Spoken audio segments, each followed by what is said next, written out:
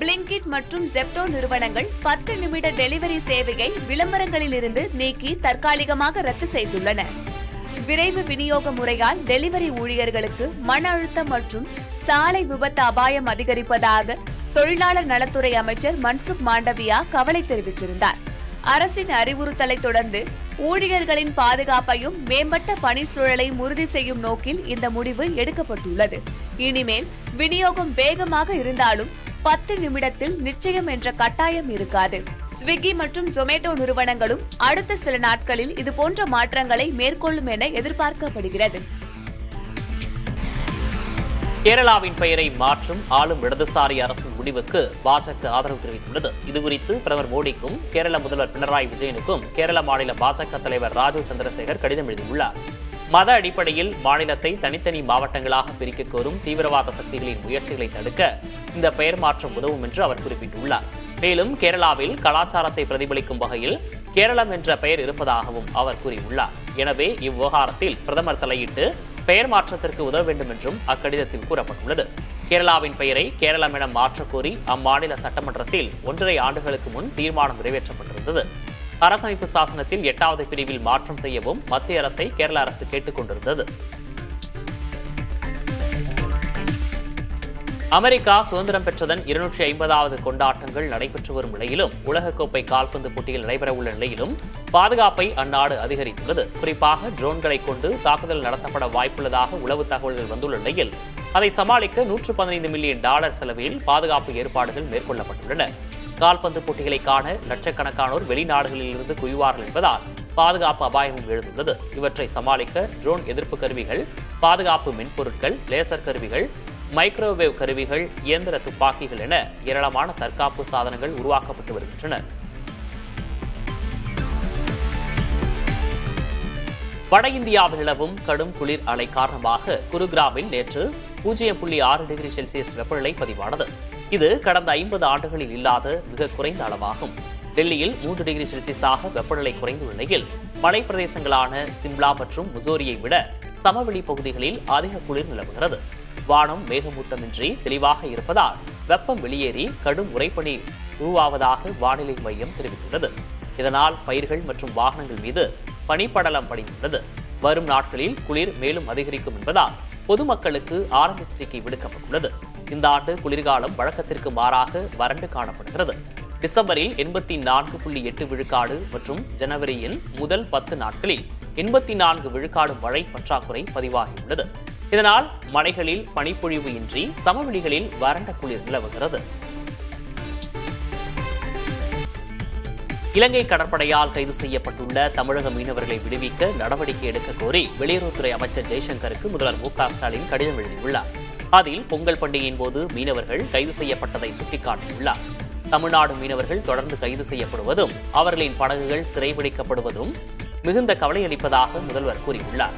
சிறைபிடிக்கப்பட்டுள்ள மீனவர்கள் குடும்பத்தினரின் துயரத்தை கருத்தில் கொண்டும் மீனவர்கள் பொங்கல் பண்டிகையினை குடும்பத்தினருடன் கொண்டாட ஏதுவாகவும் அவர்களை விடுவிக்க நடவடிக்கை எடுக்க வேண்டும் என முதல்வர் மு.க.ஸ்டாலின் வலியுறுத்தியுள்ளார்.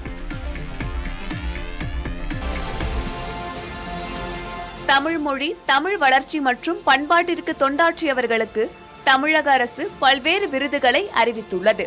அதன்படி 2026ஆம் ஆண்டிற்கான திருவள்ளூர் விருது முது முனைவர் மு.பெ. சத்தியவேல் முருகனாருக்கு அறிவிக்கப்பட்டுள்ளது.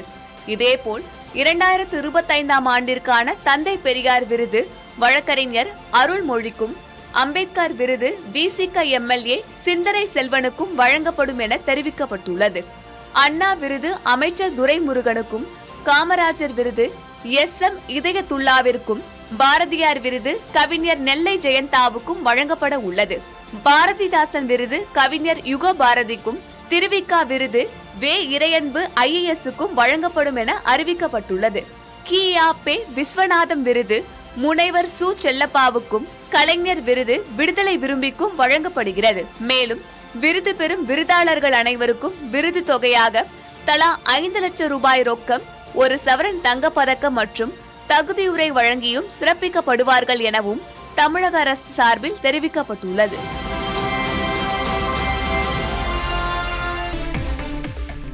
தேர்தல் வாக்குறுதிகளை திமுக அரசு நிறைவேற்ற வேண்டும் என மார்க்சிஸ்ட் கம்யூனிஸ்ட் கட்சியின் மாநில செயலர் சண்முகம் கோரிக்கை வைத்துள்ளார். உறுதியளிக்கப்பட்ட ஓய்வூதிய திட்டத்தை நிறைவேற்றிய முதல்வர் ஸ்டாலினை மார்க்சிஸ்ட் கம்யூனிஸ்ட் கட்சியினர் நேரில் சந்தித்து நன்றி தெரிவித்தனர். அதனைத் தொடர்ந்து செய்தியாளர்களை சந்தித்த சிபிஎம் மாநில செயலர் சண்முகம், சத்துணவு ஊழியர்கள், மாற்றுத்திறனாளிகள், கரும்பு விவசாயிகள் உள்ளிட்ட மேலும் பல துறைகள் சார்ந்த கோரிக்கைகளையும் திமுக அரசு நிறைவேற்ற வேண்டும் என கேட்டுக் கொண்டார். சத்துணவு ஊழியர்கள், அங்கன்வாடி ஊழியர்கள், அந்த ஒரு கணிசமான பிரிவினர் பல்லாயிரக்கணக்கானோர் அதிலே பணி செய்து கொண்டிருக்கிறார்கள். ஏற்கனவே ஓய்வு பெற்றிருக்கிறார்கள்.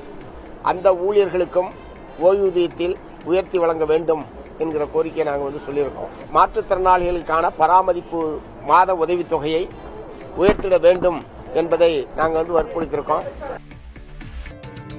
நீலகிரி மாவட்டம் கூடலூரில் நடைபெற்ற பொங்கல் விழாவில் மக்களவை எதிர்க்கட்சித் தலைவரும் காங்கிரஸ் கட்சியின் மூத்த தலைவருமான ராகுல் காந்தி பங்கேற்றார். தனியார் பள்ளியில் நடைபெற்ற இந்த பொங்கல் விழாவில் சிறப்பு விருந்தினராக கலந்து கொண்ட ராகுல் காந்திக்கு பள்ளி நிர்வாகம் சார்பில் உற்சாக வரவேற்பு அளிக்கப்பட்டது. இந்த நிகழ்ச்சியில் காங்கிரசின் கிரிஷ் சோடங்கர், செல்வ பெருந்தகை, திமுக எம்பி ஆர் ராசா ஆகியோர் பங்கேற்றனர். மழைக்கு மத்தியிலும் ராகுல் காந்தி உரையாற்றியது அங்கிருந்த மாணவர்கள் மற்றும் ஆசிரியர்களை வியப்பிற்கு உள்ளாக்கியது. After that, and what do you think is the most important thing in a student?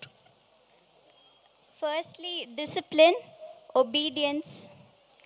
Confidence. I was not an obedient student at all. I was not. I was difficult for the teachers to handle because I was always asking questions. பள்ளியில் நடைபெற்ற பொங்கல் விழாவில் மாணவர்களுக்கு பிடித்த ஆசிரியையின் பெயரை குறிப்பிட்டு ராகுல் காந்தி பேசியது மாணவர்களை உற்சாகப்படுத்தும் வகையில் அமைந்திருந்தது. I had a chat with some of your students. 10 young ladies from 7th grade had a chat with me and I asked them a few questions.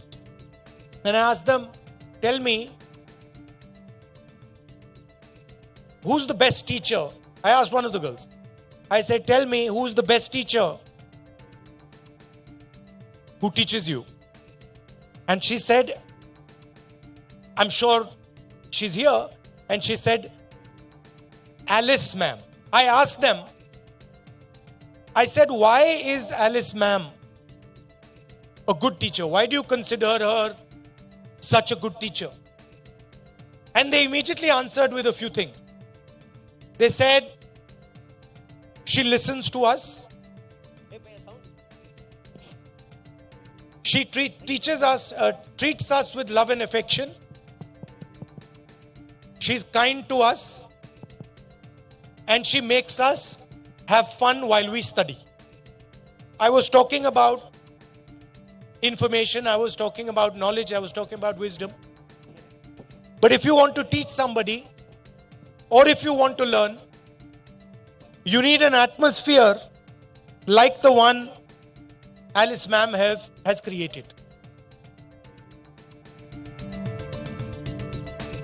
ஆட்சியில் உள்ளவர்கள் தேர்தல் ஆணையம் உள்ளிட்ட ஜனநாயக கட்டமைப்புகள் மீது தாக்குதல் நடத்தி வருவதாக மக்களவை எதிர்க்கட்சித் தலைவர் ராகுல் காந்தி குற்றம் சாட்டியுள்ளார்.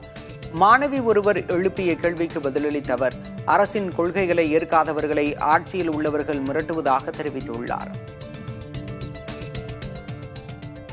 Attack on our democratic foundations. Yes. India is a democratic country. Yes, sir. But today, our democratic system is under attack. Democracy is voice. So democracy is the idea that you should have a voice, yes. I should have a voice, all these people should have a voice, all those children in front of us should have a voice. Yes. So democracy is what gives India its voice. Yes. And I've been saying that our democratic structure is under attack, and so our voice, the voice of our people, is under attack. And it is under attack by those in government, by the people who are actually running the government. They are attacking our election commission, they are attacking our different institutions, they are threatening people who don't agree with their ideology. So for that we need young people, yes, like you, who are brave, yes, who are confident, and who are not scared of asking questions. Yes. சென்னையில் ஆபரண தங்கத்தின் விலை மீண்டும் புதிய உச்சத்தை அடைந்துள்ளது. கிராமுக்கு 50 ரூபாய் உயர்ந்து 13,170 ரூபாய்க்கு விற்பனையாகிறது. ஒரு சவரன் தங்கம் 400 ரூபாய் விலை உயர்ந்து 1,05,360 ரூபாய்க்கு விற்பனை செய்யப்படுகிறது. இதேபோல ஒரு கிலோ வெள்ளி 5,000 ரூபாய் விலை உயர்ந்து 2,92,000 ரூபாய்க்கு விற்பனையாகிறது. ஒரு கிராம் வெள்ளி 5 ரூபாய் விலை உயர்ந்து 292 ரூபாய்க்கு விற்பனை செய்யப்படுகிறது. தொடர்ந்து விலை உயர்ந்து வரும் தங்கம் வெள்ளி விலையால் சாமானிய மக்களுக்கு கவலையை ஏற்படுத்தியுள்ளது. மேற்கு தொடர்ச்சி மலைப்பகுதிகளில் பெய்த கனமழையால் குற்றால அருவிகளில் நீர்வரத்து அதிகரித்துள்ளது. குறிப்பாக குற்றால மெயின் அருவியில் வெள்ளப்பெருக்கு ஏற்பட்டு பாதுகாப்பு வளையத்தை தாண்டி தண்ணீர் ஆர்ப்பரித்து கொட்டுகிறது. இதன் காரணமாக சுற்றுலா பயணிகளின் பாதுகாப்பு கருதி அருவியில் குளிக்க தடை விதிக்கப்பட்டுள்ளது. அசம்பாவிதங்களை தவிர்க்க அருவி பகுதியில் காவல்துறையினர் தீவிர கண்காணிப்பு பணியில் ஈடுபட்டுள்ளனர்.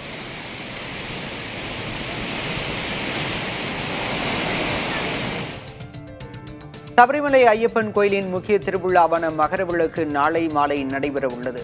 பந்தளத்திலிருந்து வரும் புனித திரு ஆபரணங்கள் சுவாமிக்கு அணிவிக்கப்பட்டு மகா தீபாராதனை நடைபெறும். அதனைத் தொடர்ந்து பொன்னம்பலமேட்டில் மகர ஜோதியை காண தமிழகம், ஆந்திரா என பல மாநிலங்களிலிருந்து லட்சக்கணக்கான பக்தர்கள் குவிந்துள்ளனர்.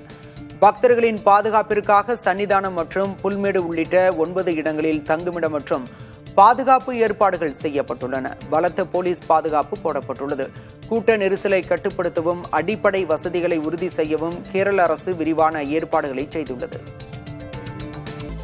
தமிழ்நாடெங்கும் சாதி பேதமற்ற சமத்துவ பொங்கலை கொண்டாட முதல்வர் மு.க.ஸ்டாலின் அழைப்பு விடுத்துள்ளார். எக்ஸ் தளத்தில் வெளியிட்ட பொங்கல் வாழ்த்து பதிவில் விளையாட்டுப் போட்டிகள், கோல போட்டிகளை எழுச்சியோடு நடத்தி பரிசுகள் வழங்கிடுங்கள் என திமுக உறுப்பினர்களை அறிவுறுத்தியுள்ளார். 2026 பொங்கல் மகிழ்ச்சி பொங்கலாக, திராவிட பொங்கலாக, நமக்கு வெற்றி பொங்கலாக பொங்கட்டும் என்று தனது வாழ்த்துச் செய்தியை நிறைவு செய்திருக்கிறார். பொங்கல் திருநாள் என்பது தமிழர்கள் அனைவருக்குமான திருவிழா என முதலமைச்சர் மு.க.ஸ்டாலின் பெருமிதம் தெரிவித்துள்ளார். பொங்கல் வாழ்த்து மடல் வெளியிட்டிருக்கும் அவர், பொங்கல் விழாவில் சாதி பேதம், மத வேறுபாடுகள், ஏழை பணக்காரர், ஆண் பெண் என்ற எந்த பாகுபாடும் கிடையாது என்றும் குறிப்பிட்டுள்ளார். ஆட்சி பொறுப்பேற்ற போது கொரோனா தாக்கம் இருந்ததாகவும், அதன் பிறகு நிரந்தர கொரோனா போல தமிழ்நாட்டின் மீதான ஒன்றிய அரசின் வஞ்சகம் தாக்கிக் கொண்டே இருப்பதாகவும் தெரிவித்துள்ளார். அனைத்தையும் கடந்து நாட்டின் முன்னணி மாநிலமாக தமிழ்நாடு திகழ்வதாக குறிப்பிட்டுள்ளார். தமிழக மக்கள் அனைவரும் எல்லா நலமும் வளமும் பெற்று சீரோடும் சிறப்போடும் வாழ எல்லாம் வல்ல இறைவனை பிரார்த்திப்பதாக அதிமுக பொதுச்செயலர் எடப்பாடி கே. பழனிசாமி குறிப்பிட்டுள்ளார். அவர் வெளியிட்டுள்ள பொங்கல் வாழ்த்துச் செய்தியில் உழவர்கள் ஏற்றம் பெற்றிட வேண்டும் என்ற உன்னத நோக்கத்தோடு அதிமுக ஆட்சி காலங்களில் பல திட்டங்கள் சீரிய முறையில் செயல்படுத்தப்பட்டதாகவும் அதனை பெருமையோடு சுட்டிக்காட்டுவதாகவும் குறிப்பிட்டுள்ளார்.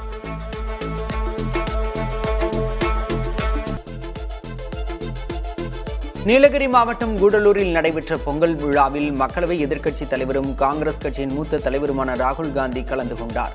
தனியார் பள்ளியில் நடைபெற்ற இந்த பொங்கல் விழாவில் சிறப்பு விருந்தினராக கலந்து கொண்ட ராகுல் காந்திக்கு பள்ளி நிர்வாகம் சார்பில் உற்சாக வரவேற்பு அளிக்கப்பட்டது. இந்த நிகழ்ச்சியில் காங்கிரசின் கிரிஷ் சோடங்கர், செல்வ பெருந்தகை, திமுக எம்பி ஆர் ராசா ஆகியோர் பங்கேற்றனர். மழைக்கு மத்தியில் ராகுல் காந்தி உரையாற்றியது அங்கிருந்த மாணவர்கள் மற்றும் ஆசிரியர்களை வியப்பிற்கு உள்ளாக்கியது.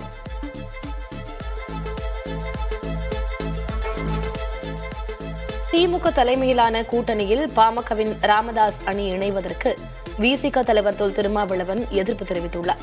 திமுக கூட்டணியில் பாமக ராமதாஸ் அணி இணைவதற்கான பேச்சுவார்த்தைகள் தொடங்கியுள்ளதாக கூறப்படுகிறது. இதுகுறித்து திருமாவளவனின் கருத்தை அறிய திமுகவின் சார்பில் முற்பட்ட போது அவர் இதற்கு எதிர்ப்பு தெரிவித்துள்ளார். பாமக அல்லது பாஜக இடம்பெறும் எந்த ஒரு கூட்டணியிலும் விசிக அங்கம் வகிக்காது என்று திருமாவளவன் ஏற்கனவே கூறியுள்ளார். வாக்காளர் பட்டியலில் பெயர் சேர்ப்பதற்கான கால அவகாசத்தை மேலும் 10 நாட்கள் நீட்டிக்க வேண்டும் என மார்க்சிஸ்ட் கம்யூனிஸ்ட் கட்சியின் மாநில செயலர் சண்முகம் கோரிக்கை வைத்துள்ளார். சென்னை தலைமைச் செயலகத்தில் தலைமை தேர்தல் அதிகாரியை சந்தித்த பின்னர் செய்தியாளர்களிடம் பேசிய அவர், நியாயப்படுத்த முடியாத பிழைகளோடு எஸ்ஐஆர் பணிகள் நடைபெற்று வருவதாக குற்றம் சாட்டினார்.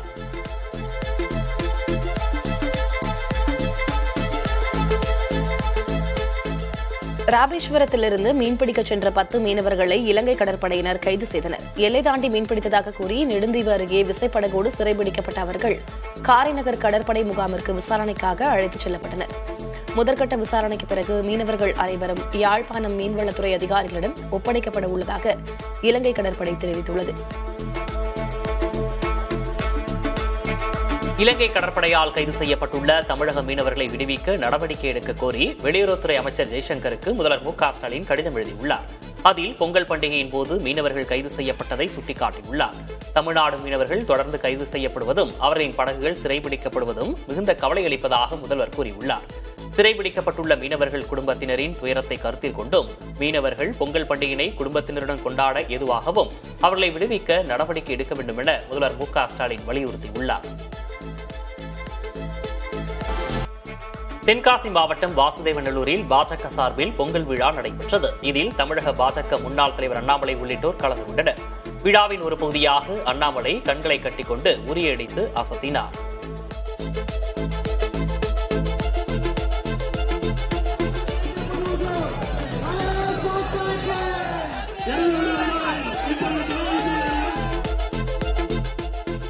பொங்கல் பண்டிகையை முன்னிட்டு சென்னையிலிருந்து ரயில் மற்றும் பேருந்துகள் மூலமாக சுமார் 15 லட்சம் பேர் சொந்த ஊர்களுக்கு சென்றுள்ளதாக தகவல் வெளியாகியுள்ளது. அதன்படி கடந்த 3 நாட்களில் அரசு பேருந்துகள் மூலமாக மட்டும் 4,88,000 பேர் பயணம் மேற்கொண்டுள்ளனர்.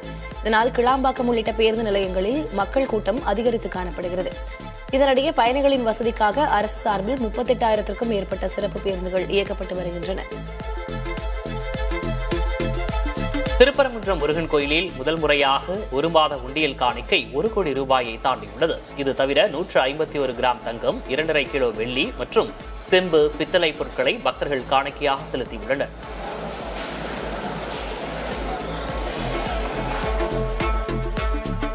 உலக புகழ்பெற்ற அவனியாபுரம் ஜல்லிக்கட்டு போட்டி 15ஆம் தேதி நடைபெற இருக்கும் நிலையில் அதற்கான 80 விழுக்காடு பணிகள் நிறைவடைந்துள்ளன. மதுரை மாநகராட்சி சார்பில் 67 லட்சம் ரூபாய் மதிப்பீட்டில் விழா மேடை, இரும்பு தடுப்புகள் மற்றும் காளைகளுக்கான வரிசை முறைகள் அமைக்கப்பட்டு வருகின்றன. கடந்த ஆண்டை விட அதிக காளைகளை களமிறக்க ஏதுவாக வாடிவாசல் அமைக்கப்பட்டுள்ளது. பாலமேடு போட்டியில் துணை முதல்வர் உதயநிதி ஸ்டாலினும், அலங்காநல்லூர் போட்டியில் முதலமைச்சர் மு க ஸ்டாலினும் பங்கேற்க இருக்கும் நிலையில் பாதுகாப்பு மற்றும் அடிப்படை வசதிகள் மேற்கொள்ளப்பட்டு வருகின்றன. ஜல்லிக்கட்டு போட்டிக்காக மதுரை அவனியாபுரத்தில் காளைகளுக்கு இறுதிக்கட்ட பயிற்சிகள் அளிக்கப்பட்டு வருகின்றன. காளைகளின் திமில் மற்றும் கழுத்து பகுதியை வலுப்படுத்த நடைப்பயிற்சி, நீச்சல் மற்றும் மண் குத்துதல் போன்ற பயிற்சிகள் வழங்கப்படுகின்றன. வீரர்களும் காப்பு கட்டி விரதத்தை தொடங்கியுள்ளனர். இதற்கிடையே அவனியாபுரத்தில் ஜல்லிக்கட்டு போட்டியை மாவட்ட நிர்வாகம் நடத்துவதால் உள்ளூர் காளைகளுக்கு முன்னுரிமை மறுக்கப்படுவதாக உரிமையாளர்கள் கவலை தெரிவித்துள்ளனர்.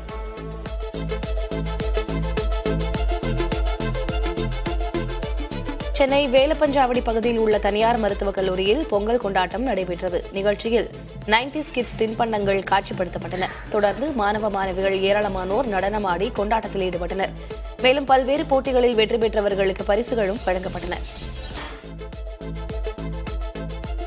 மாமல்லபுரத்தில் உள்ள தனியார் கல்லூரியில் சமத்துவ பொங்கல் விழா கோலாகலமாக நடைபெற்றது. மாணவ மாணவிகள் மற்றும் ஆசிரியர்கள் பாரம்பரிய வேட்டி, சேலை அணிந்து செங்கரும்புடன் புதுப்பானையில் பொங்கலிட்டு மகிழ்ந்தனர்.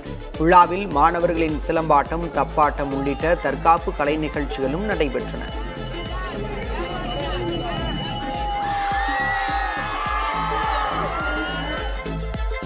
தூத்துக்குடியில் உள்ள தனியார் பள்ளியில் தமிழர்களின் கலை பண்பாட்டை பிரதிபலிக்கும் வகையில் பொங்கல் விழா வெகு சிறப்பாக கொண்டாடப்பட்டது. 200க்கும் மேற்பட்ட மாணவ மாணவிகள் புத்தாடை அணிந்து மண் பானையில் பொங்கலிட்டு மகிழ்ந்தனர். சேரச்சோழ பாண்டிய மன்னர்களின் வேடமணிந்த மாணவர்கள் பண்டைய தமிழர்களின் ஆட்சி முறையை விளக்கினர். மேலும் கரகாட்டம், ஒயிலாட்டம், பொய்க்கால் குதிரை ஆட்டம் என பல்வேறு கலை நிகழ்ச்சிகள் நடைபெற்றன.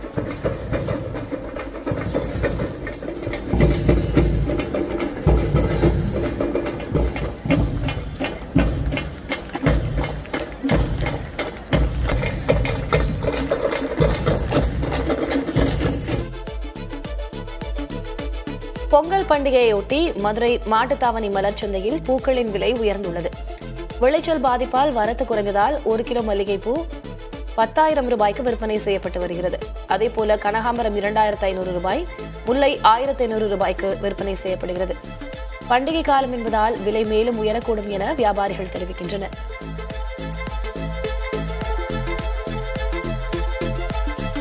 பொங்கல் பண்டிகையை முன்னிட்டு கடலூர் மலர் சந்தையில் பூக்களை வாங்க ஏராளமான பொதுமக்கள் குவிந்தனர். 1 கிலோ மல்லி 1400 ரூபாய்க்கும், காக்கட்டான் 600 ரூபாய்க்கும், ரோஜா 100 ரூபாய்க்கும் விற்பனை செய்யப்பட்டன. இதேபோல் உழவர் சந்தையில் கரும்பு ஒரு ஜோடி 100 ரூபாய்க்கும், மஞ்சள் கொத்து 50 ரூபாய்க்கும், வாழைத்தார் ஒன்று 1000 ரூபாய் வரையும் விற்பனை செய்யப்பட்டது.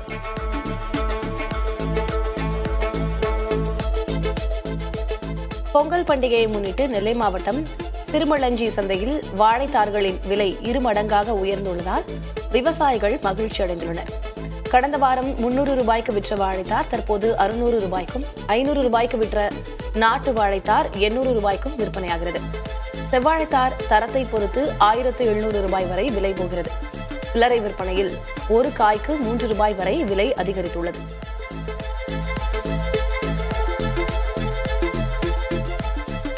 பொங்கல் பண்டிகையை ஒட்டி நெல்லை மாவட்டம் மேலப்பாளையம் மாட்டுச் சந்தையில் விற்பனை களை கட்டியது. தற்போது வரை சுமார் 2 கோடி ரூபாய் அளவிற்கு ஆடுகள் விற்பனையாகியுள்ளதாக வியாபாரிகள் தரப்பில் தெரிவிக்கப்பட்டுள்ளது.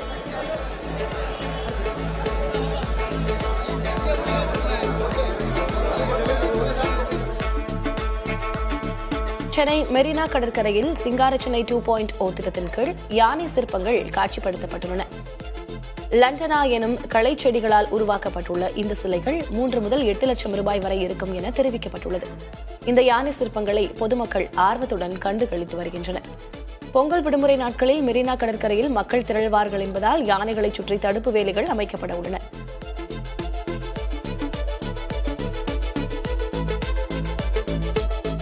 சென்னை தியாகராய நகரில் சாலையில் கிடந்த 45 சவரன் தங்க நகைகளை மீட்டு காவல் நிலையத்தில் ஒப்படைத்த தூய்மை பணியாளர் பத்மாவுக்கு பாராட்டுகள் குவிந்து வருகிறது. பத்மாவுக்கு சால்வை அணிவித்து வாழ்த்து தெரிவித்த தமிழக முதல்வர் மு.க.ஸ்டாலின் பரிசுத் தொகையாக 1 லட்சம் ரூபாய்க்கான காசோலையினை வழங்கினார். இதுகுறித்து புதிய தலைமுறைக்கு பிரத்யேக பேட்டியளித்த பத்மா, நகையை தொலைத்தவரின் கவலையையும் வருத்தத்தையும் மனதில் வைத்துதான் நகையை காவல் நிலையத்தில் ஒப்படைத்ததாக தெரிவித்தார்.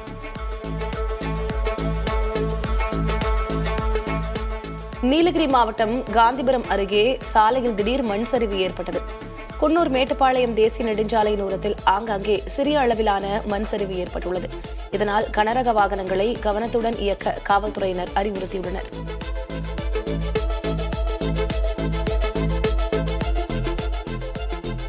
நீலகிரி மாவட்டம் குன்னூர் சுற்றுவட்டார பகுதிகளில் பெய்து வரும் தொடர் மழையினால் டானிங்டன் பிரிட்ஜ் பகுதியில் ஒரு ராட்சச மரம் வேரோடு சாய்ந்து விழுந்தது. இதில் சாலையில் நிறுத்தி வைக்கப்பட்டிருந்த 5க்கும் மேற்பட்ட வாகனங்கள் மற்றும் நகராட்சி கழிப்பிட கட்டடம் உள்ளிட்டவை சேதமடைந்தன.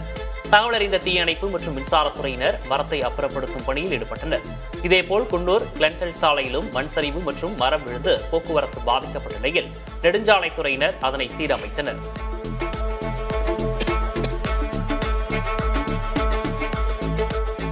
ராமநாதபுரம் மாவட்ட கடலோர பகுதிகளில் 1 மணி நேரத்திற்கு மேலாக மழை பெய்தது. மாவட்டம் முழுவதும் பனி சூழ்ந்து குளிர்ச்சியான சூழல் நிலவி வந்த நிலையில் ராமேஸ்வரம், தங்கச்சிமடம், தேவிப்பட்டினம், திருவாடானை உள்ளிட்ட பகுதிகளில் மழை பெய்தது. திடீரென பெய்த மழையால் பொதுமக்கள் மற்றும் விவசாயிகள் மகிழ்ச்சி அடைந்துள்ளனர்.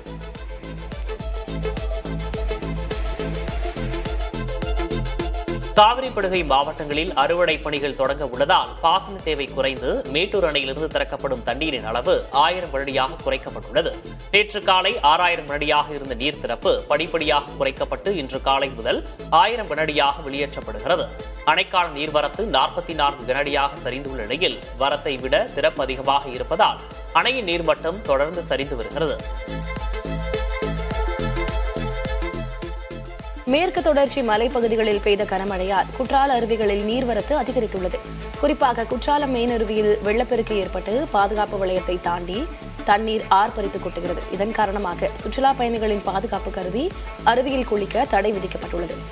அசம்பாவிதங்களை தவிர்க்க அருவி பகுதியில் காவல்துறையினர் தீவிர கண்காணிப்பு பணியில் ஈடுபட்டுள்ளனர்.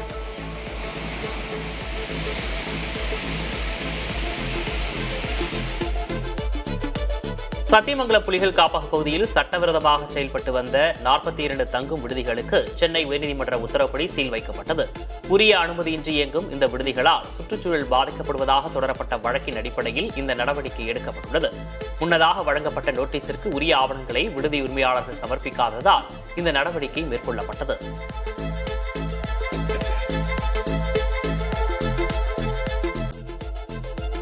திருச்செங்கோடு அருகே தோக்கவாடி KSR கல்வி நகர் பகுதியில் அடுத்தடுத்து 2 வீடுகளில் 30 சவர நகைகள் மற்றும் பணம் கொள்ளையடிக்கப்பட்டுள்ளது. IT ஊழியர் மயில்சாமி மற்றும் கால்நடை மருத்துவர் முத்துவேல் ஆகியோர் வீட்டின் பூட்டை உடைத்து இந்த கொள்ளை சம்பவம் அரங்கேறியுள்ளது. இதில் குழந்தைகளின் உண்டியல் பணமும் திருடு போயுள்ளது. இந்த சம்பவம் தொடர்பாக கைரேகை நிபுணர்கள் உதவியுடன் போலீசார் விசாரணை நடத்தி வருகின்றனர். மயிலாடுதுறையில் 1.5 கிலோ தங்கத்தை திருடிச் சென்ற 17 வயது சிறுவனை 3 மணி நேரத்தில் தனிப்படை காவல்துறையினர் கைது செய்தனர். மகாராஷ்டிராவைச் சேர்ந்த சுகாஸ் என்பவர் மயிலாடுதுறையில் நகை உருக்கும் கடை வைத்துள்ளார். அவருடைய கடையில் கடந்த வாரம் வேலைக்கு சேர்ந்த ஒரு சிறுவன் உருக்கி வைக்கப்பட்டிருந்த 2 கோடி ரூபாய் மதிப்புள்ள தங்க கட்டியை தூக்கி கொண்டு தப்பி ஓடியுள்ளார். இது குறித்த புகாரை தொடர்ந்து CCTV பதிவுகளை ஆய்வு செய்து ரயில் நிலையம் அருகே பதுங்கியிருந்த சிறுவனை தனிப்படை பிடித்தது. திண்டுக்கல் மாவட்டம் கொடைக்கானல் மலைப்பகுதிகளில் மீண்டும் உறைபனி ஏற்படுவதற்கான சூழல் உருவாகியுள்ளது. கோக்கர்ஸ் பள்ளத்தாக்கில் மழை மேகங்கள் விலகத் தொடங்கியுள்ளன. இதனால் தென்படும் சமவெளிகள் மற்றும் இயற்கை எழில் கொஞ்சும் காட்சிகள் சுற்றுலா பயணிகளை கவர்ந்துள்ளது. மும்பை நகரம் குறித்த அண்ணாமலையின் கருத்து தவறானது என்றும் அவர் அவ்வாறு பேசியிருக்கக்கூடாது என்றும் மகாராஷ்டிர துணை முதல்வர் ஏக்நாத் ஷிண்டே கூறியுள்ளார். மும்பை ஒரு சர்வதேச நகரம் என்றும் அது மகாராஷ்டிரா மாநிலத்துக்கு மட்டும் சொந்தமானது அல்ல என்றும் தமிழ்நாடு பாஜக முன்னாள் தலைவர் அண்ணாமலை கூறியிருந்தார்.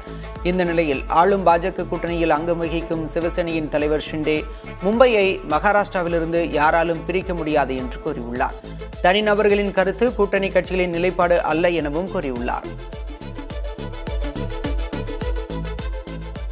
தலைமை தேர்தல் ஆணையர் மற்றும் தேர்தல் ஆணையர்களுக்கு வழங்கப்பட்ட சட்ட பாதுகாப்பை எதிர்த்து தொடரப்பட்ட பொதுநல மனுவை விசாரிக்க உச்சநீதிமன்றம் ஒப்புக்கொண்டுள்ளது.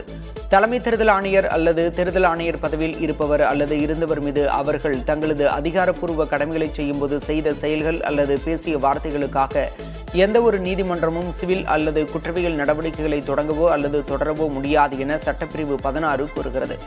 இதை எதிர்த்து லோக் பிரஹாரி என்ற தொண்டு நிறுவனம் வழக்கு தொடர்ந்தது.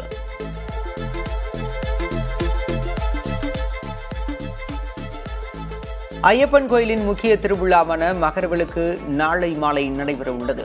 பந்தளத்திலிருந்து வரும் புனித திரு ஆபரணங்கள் சுவாமிக்கு அணிவிக்கப்பட்டு மகாதீபாராதனை நடைபெறும். அதனைத் தொடர்ந்து பொன்னம்பலமேட்டில் மகர ஜோதியை காண தமிழகம், ஆந்திரா என பல மாநிலங்களிலிருந்து லட்சக்கணக்கான பக்தர்கள் குவிந்துள்ளனர். பக்தர்களின் பாதுகாப்பிற்காக சன்னிதானம் மற்றும் புல்மேடு உள்ளிட்ட 9 இடங்களில் தங்குமிடம் மற்றும் பாதுகாப்பு ஏற்பாடுகள் செய்யப்பட்டுள்ளன. கேரளாவின் பெயரை கேரளம் என மாற்றும் மாநில அரசின் முடிவுக்கு பாஜக ஆதரவு தெரிவித்துள்ளது. இதுகுறித்து பிரதமர் மோடிக்கும் கேரள முதல்வர் பினராயி விஜயனுக்கும் கேரள மாநில பாஜக தலைவர் ராஜீவ் சந்திரசேகர் கடிதம் எழுதியுள்ளார். மத அடிப்படையில் மாநிலத்தை தனித்தனி மாவட்டங்களாக பிரிக்க கோரும் தீவிரவாத சக்திகளின் முயற்சிகளை தடுக்க இந்த பெயர் மாற்றம் உதவும் என்று அவர் குறிப்பிட்டுள்ளார். எனவே இவ்விவகாரத்தில் பிரதமர் தலையிட்டு பெயர் மாற்றத்திற்கு உதவ வேண்டும் என்றும் கேட்டுக் கொண்டுள்ளார்.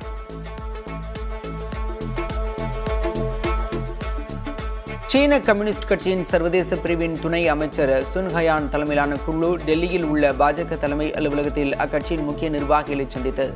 சீன குழுவினர் பாஜகவின் பொதுச் செயலாளர் அருண் சிங் தலைமையிலான குழுவுடன் கலந்துரையாடினர். சீன குழுவை பாஜக குழு சந்தித்ததை காங்கிரஸ் கட்சி கண்டித்துள்ளது. எல்லையில் சீனா சட்டவிரோத கட்டுமான பணிகளை மேற்கொண்டுள்ள நிலையில் இது தவறான சமிக்கையாக அமையும் என காங்கிரஸ் செய்தி தொடர்பாளர் சுப்ரியா ஸ்ரீநாத் தெரிவித்துள்ளார்.